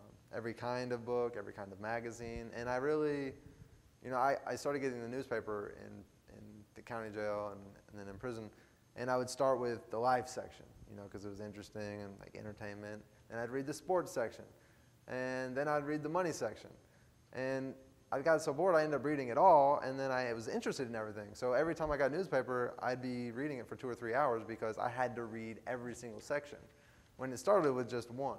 So that's the thing. We grow and we get interested in other things, and the more you learn, this is the thing I love about education, learning, school, is that the more you learn, the more you read, the more you understand, the more you realize you don't know anything at all. So I'm going to continue growing and trying to educate myself, and I'm going to do it on my own, and hopefully, do need a scholarship, no. But yeah, I am considering college. It just depends on what my opportunities are, how difficult it is to get in, but education is everything. And I mean, it's just that simple, so it never stops. Oh, wait, we have, uh-oh, the learning curve. Go ahead. I just want to make this a reality statement. Okay, thanks. Is that since 1989, there have been 1,300 people exonerated through DNA, 1,300. And people stop at that number, 1,300, okay. But we really ought to explore what that number really means. That number, that's 25 years. If you divide the 25 years into those 1,300, that means that's an exoneration every week for 25 years. That also means to me that there are 1,300 prosecutors either knew or should have known that those people were innocent, and they sent them to jail anyway. And what I'm wanting to say here is this is an institutional paralysis that's taking place. And we, as citizens, are allowing that to happen. It happens every single day. There are some kids right now are going through the same process as we speak. We need to become more actively involved in this. And I just want you to think about those numbers. Now, there's another number that would be, if you take that 1,300 and you multiply that by 12, that gives you about 14,500. That's how many jury members got it wrong. And if you take the number 3 or 4 and multiply that, that's how many judges got wrong with the appeals and whatever. That's about 4,000. So what have we got there? We got almost 20,000 people getting this wrong, just in 25 years. And it's accelerating. More and more people are, I think if you look at a graph, you're going to see more and more people are exonerated because more and more evidence is coming out. People are starting to take them on. And so this isn't just 1 or 2 situations. This is a situation that goes on continuously. So I just want to make a statement about that. Thank you.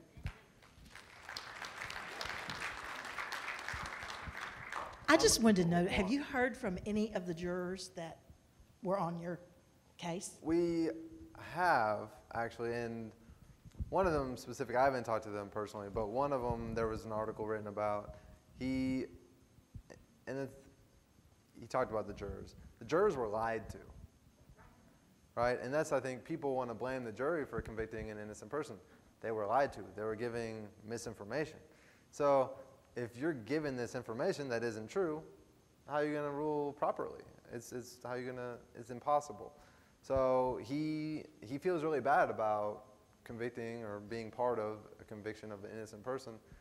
And, you know, we just let him know through the paper or, you know, like online, just basically saying we don't hold them accountable. In our case, for other cases, we understand you're doing the best you can with what you have. And it's not your responsibility to get all that information. It should be given to you. You know, so if it comes out and they didn't get it, they didn't get that information, they got it wrong because of that, I don't hold them accountable at all. So, all right, 2 more questions. We got this lady. All right, go you, and then this lady here. Sorry. Have you had a chance to sit down and swap horror stories with other people in your situation, like Damien Eccles or Jason Baldwin or even Amanda Knox? I have. I've had a few. Talked to Amanda Knox. I'm looking forward to talking to Baldwin soon, actually. and Mark Woodworth, who we've actually advocated for, quite a few people. And a lot of the stories are very similar. And it's scary because it's the horror stories that get us aren't what happened in prison. You know, we don't sit there and say, man, we saw this guy get hit with a rock and this guy, whatever. The horror stories for us are what happened behind closed doors in detectives' offices and prosecutors' rooms, because those are by far more violent. They're by far more, I don't even know the word for it. It's, destructive isn't hard enough. It's, these people, I don't understand how a person like that can operate. You know, because if you're defending your life, I can see you doing whatever you have to, something violent. It happens. So maybe those people, there's something to be explained, but to sit there in office and to have a job to protect people and to abuse that and know you're putting a person who's innocent in prison, and to do that you're going to hide evidence from that person, and you're going to hide evidence that proves that somebody else did it, and continue to pursue this individual because it'll make you look bad if you don't, that's a whole other kind of evil that I will never understand. And I will never be able to respect or look at. And the only way we can answer that is through accountability. So that's my horror story, is just thinking about what those people do on a daily basis, and they continue to do, even when they're outed. Yeah. Go ahead, ma'am.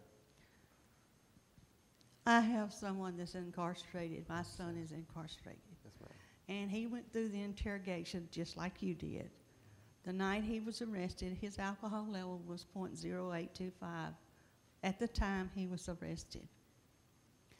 He went on to the judge, and they gave him, the judge said she didn't see any reason that he should be incarcerated.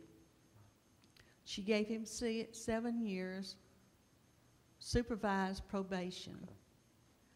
The DA said, we're going to make an example of him. That happened. So they came back and charged him on both charges.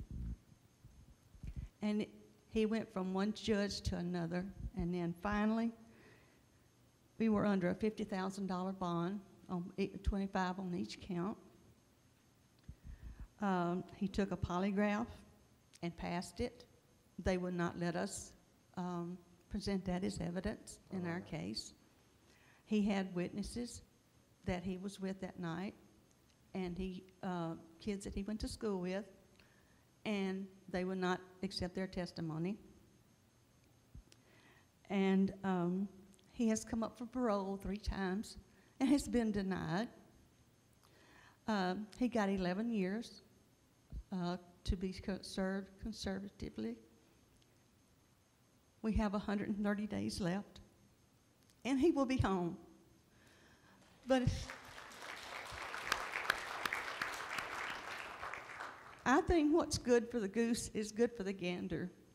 And I'm going to say this, I'm not proud of it, and like I said, his polygraph showed that he was innocent. But he was convicted on aggravated sexual assault. He did not have anything. He didn't have a gun. He didn't have a knife. He didn't have anything. There was no evidence in the truck that he was driving that night. There was not even a hair off of her head in the truck. It was cloth seats. She said that he pushed her down, slid her over to the other side of the truck, held her down, backed out of the driveway, and drove off with her. And he brought her back, but they said it was an unsafe place, which was right in front of her house. They had supposedly gone down to the store. But how can they do something like this with him? But then there was a teacher in Houston that's supposed to be teaching kids and supposed to be teaching him English. And if it hadn't have been for his brother, she wouldn't have even got caught. She got 1 year in jail. 1 year. But yet these other people can get out and hurt these kids, these little bitty babies, and they get a slap on the wrist. and say, go home and do it again. You're right. It's wrong. And that's one of my big fights, other than actually innocent people. Disproportionate sentencing in our system, I think, is widely overlooked because those people are actually guilty. So everyone in this room, right now, we could all go rob a gas station. We all go find the nearest one. And because we're in different counties, we have different prosecutors, we have different detectives, we would all be charged differently, depending on the political atmosphere, depending on how their day is, depending on whether their wife yelled at them that morning. So many different factors. We'd all be charged differently. We'd all be charged with more or less offenses, and we'd all get different times. Some of us might get probation. Some of us, like my friend Pat, in prison right now, who was, I believe, 19 when he committed his crime. He robbed 3 gas stations, no weapon. He got 40 years in prison for it. 40 years in prison for robbing 3 gas stations. He got less than $500. Another guy, he had no felonies or anything. Another guy, he had been in prison twice for felonies. He had 17 robberies with a weapon, and he was in the cell next to Pat. 17 different robberies. He got 17 years with a weapon. And he was a repeat offender. There's just, this is not fair. And there's no black and white. You try to understand the justice system, you'll go crazy. It's just that simple. It's complete gray area. And these are the kind of things that have to be shored up. They have to be understood. Right now, my father and I went on Monday to a hearing at the Capitol. It was the Senate committee, I believe. And it was Bill 13 and 18, I believe. You know, they just got random numbers. The important thing is that they're talking about the way that they do interrogations, the way that they identify people, different things like this. And if we can get those bills in front of people who actually care about them, when we support those, then we can make a change. And on that note, there's just a few more moments I have in terms of change, which will happen. Once that support grew in my case,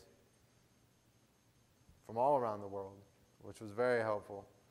Richard Drew right there in the middle, he's one of the ones with Micah, my girlfriend, who really helped kick off this whole campaign. They made people aware of what was going on in my case.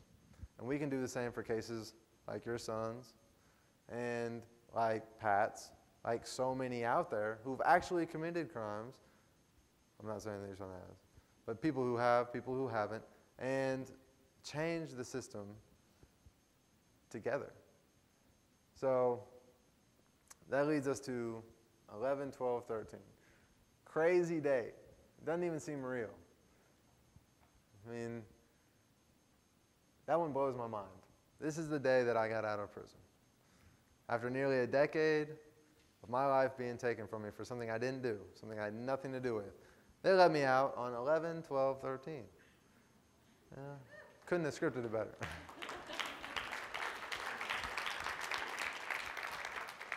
I don't know why they had to wait for that perfect date. I would have been okay with like 4, 8, 2, whatever, something. Never, no date at all would have been good to me. You know, it started March 10, 2004. I would have been okay with it ending 2004. You know, so that's not the reality that I had.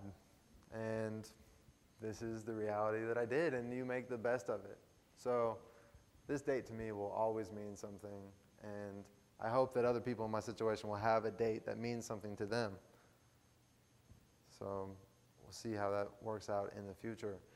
But because I did have that opportunity to have a date, to get out, to have this press conference, which I was able to speak in front of everyone. This is something my attorney wrote, because when they were going to let me out, I didn't know what was happening. They wouldn't let her come in and talk to me for at least 30 minutes.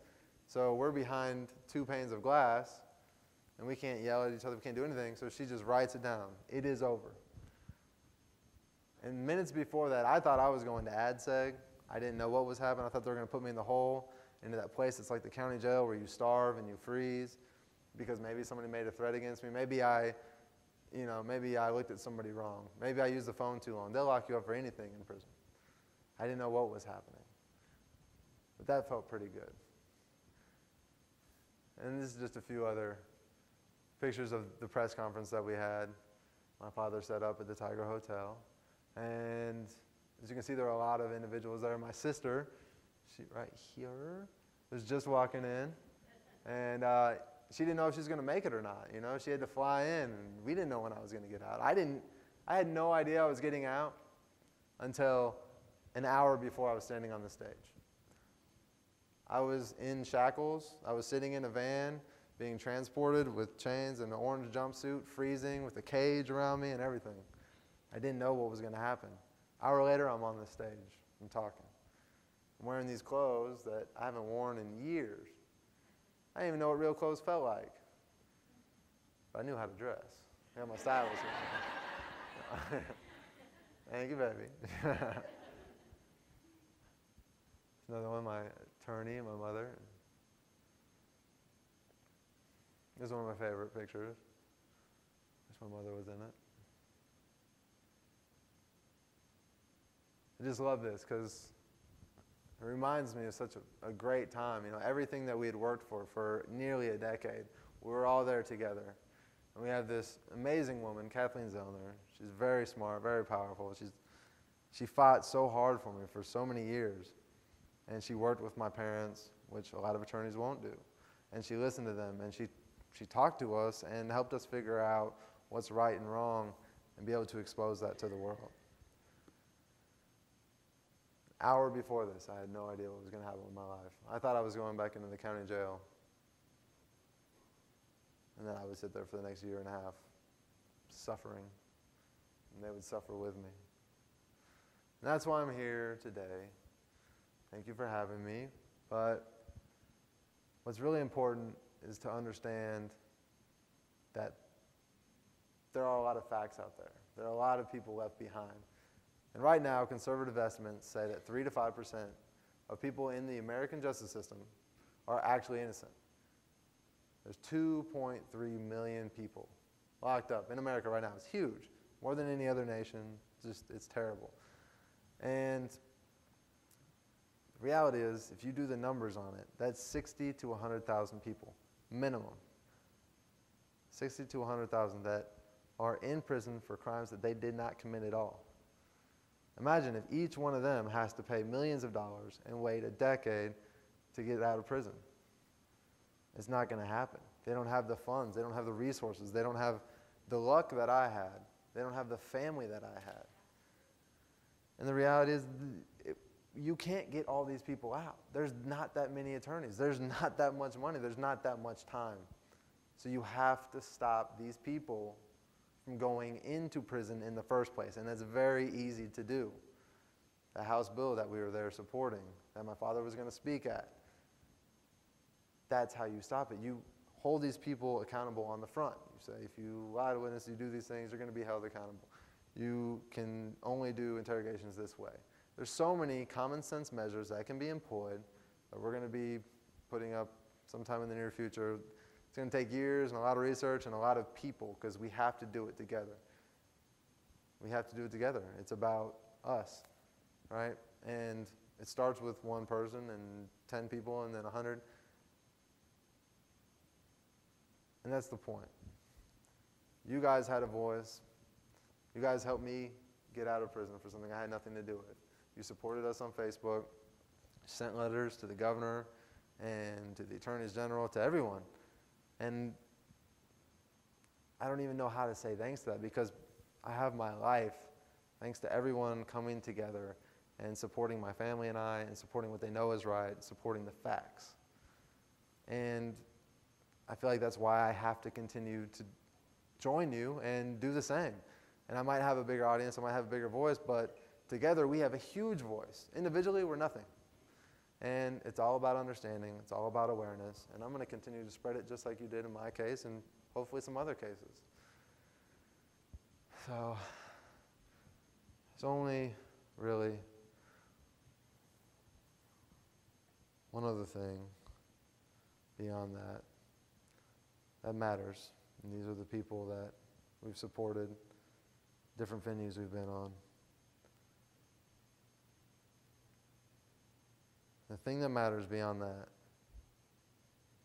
And we talked about it a little bit earlier. I don't even know how to express it because it doesn't seem to come up enough. It seems to be overlooked because you have one or two stories. The networks can only talk about so much. People's, I don't know, attention span is only so large. But I want to end this today to remember the one thing that matters more than any other, and that's justice. And that's justice for the victim, Ken Heidel, and his family, because nobody was victimized more than this individual. If anybody should be standing on the stage today, it should be him, but he's not. So we have to be there for him, for his family, whether they're here or not, whether they understand the facts or not. You got to fight for what you know is right. And you got to fight for the people who don't have a voice and the people who've been victimized. And as long as we do that, I think we can all sleep good at night. I think we can make a change. I think people need to know that we can do good things together. And we can give justice to this man. And we can give justice to the millions of victims out there. And that's all.